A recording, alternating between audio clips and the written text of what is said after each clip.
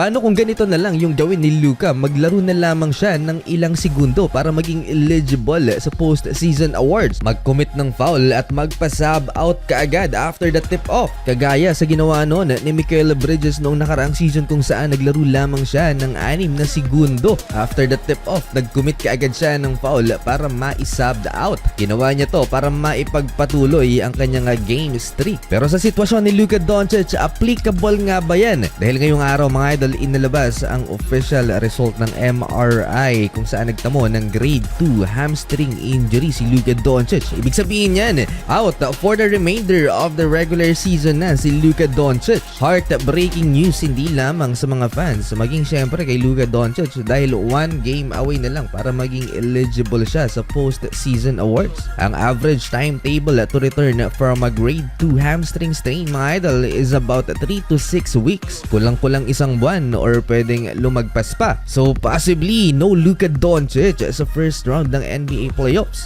At 2 linggo na lamang ay magsisimula na ang post-season. Merong isang insensitive na Thunder fan mga idol na pinuna ang pagkaka-injured ni Luka Doncic. Hindi nagbigay ng respeto kay Luka Doncic dito mga idol, uminit si Austin Reeves at sinagot ang fan na yan at nakipagmurahan pa.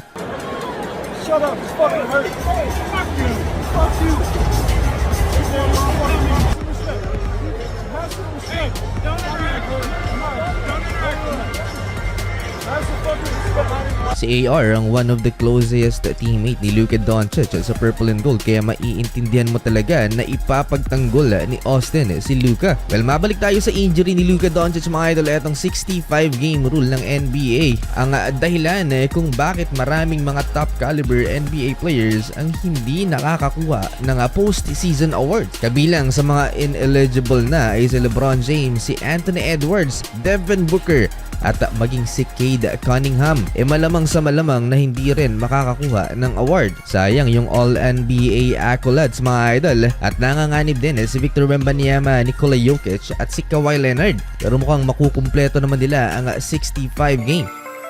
So sagutin natin yung tanong mga idol, kung pwede nga bang maglaro ng ilang segundo lamang si Luka Doncic at i-sub out para maabot lamang yung 65 games. Pero eto pa yung isang mabigat na rule mga idol, kailangan daw maglaro ng minimum of 15 minutes ang isang player para maging eligible pa sa award. So X na sa rule na to si Luka. Meron pang isang paraan mga idol at eto yung gagawin ng agent ni Doncic. Icha-challenge daw ng kampo nila ang rule na yan at mag-a-apply sila for extraordinary circumstances challenge sa 65 game rule. Dahil 1 game na lang din naman at kung ma-approve yan ng NBA, makukuha ni Luka Doncic ang scoring champion title and of course All-NBA first team.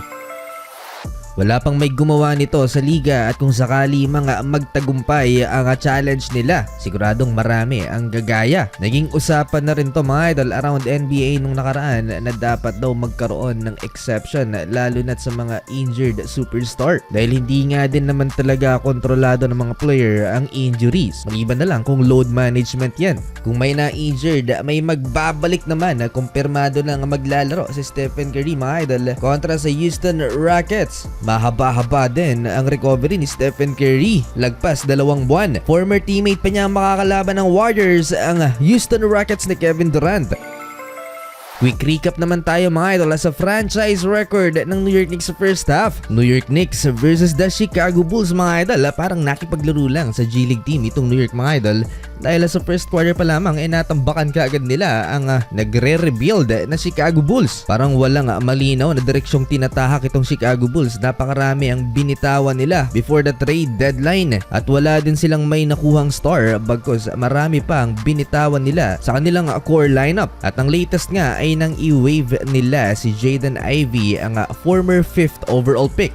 Sa first 6 minutes of action mga idol after the tip-off, 20-1 run lang naman ang ginawa ng New York Knicks. Kung hindi pa ipinasok si Colin Sexton, hindi makakapagtala ng field goal ang Chicago Bulls. Back-to-back 3-pointers for Colin, ang former teammate ni Jordan Clarkson sa Utah. Parang nag-open practice lang itong New York Knicks mga idol sa Madison Square Garden. Yung star point guard nilang si Josh Giddey, 0 mga idol sa opening frame. Kinain ng Knicks mga idol ang depensa ng Chicago Bulls. Tinapos pa ni Jalen Bronson ang first quarter sa isang buzzer beater floater, 38-16, end of first frame. Johnson on the drive, gets inside, the floater's up and good with 3/10 of a Kumpiyansang-kumpiyansa ang Knicks dahil nakalaban nila ang mahinang team sa East. Landry Shamet gusto pang mag-showtime, tinangkang i-posterize ang former teammate niyang si Gershon Yabusele. Walang problema sa opensa ng New York Knicks. All 9 players na ipinasok ni Coach Mike Brown na ay nakapagtala ng field goal sa first half kahit walang Karl Anthony Towns. Ito yung madalas na ginagawa ni Coach Mike Brown na pag magandang performance ng starting 5, hindi agad pinapasok si Jordan Clarkson. 9-minute mark na ng second frame, ipinaglaro si JC. strives.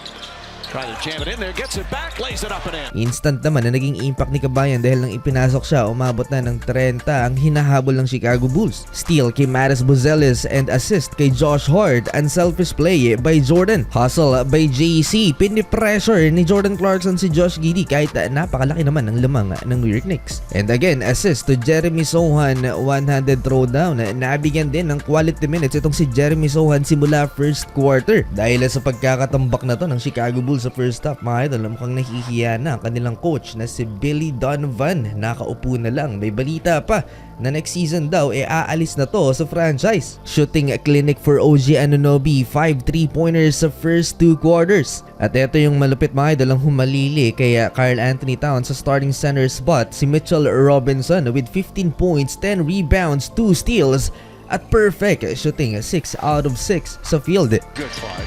Yeah, I like the way he moves. Brunson the drive, throws it up, and this one. Great team effort for the New York Knicks, Idol. 9 points pa lamang si Jalen Bronson. Nagtala pa ng franchise record ng New York Knicks, Idol. Largest halftime lead in franchise history. 37-point lead at the half, 78-41. Third quarter, hindi pa rin pinapasok si Yuki Kawamura, ang Japanese point guard. Mitchell Robinson again dominating the paint. Gusto pang mag-flop nitong si Gershon Yabusele, and finally Josh Giddey with his first field goal layup for the Aussie. More quality minutes for Jeremy Sohan, mga idol, steal and spin layup kontra kay Colin Sexton. And a new career high for OG Anunoby in 3-pointers made, 7 triples. Anunoby feeling it, knocks down another, and that ties. Di pa natatapos dyan si OG Anunoby, mga idol, para tapusin ang third quarter. Buzzer beater 3-point shot. Has a chance to get off a final shot, sets, fires, three-pointer, puts it in. Kahit mga bench players ng New York Knicks, mga idol, third unit na nga ito, tinambakan pa rin ang Chicago Bulls. Well, a lopsided win for the New York Knicks. Mabot pa ng 47 points ang lamang nila bago inilabas naman sila Jordan Clarkson. Leading scorer si OG Anunoby with 31 points in 30 minutes.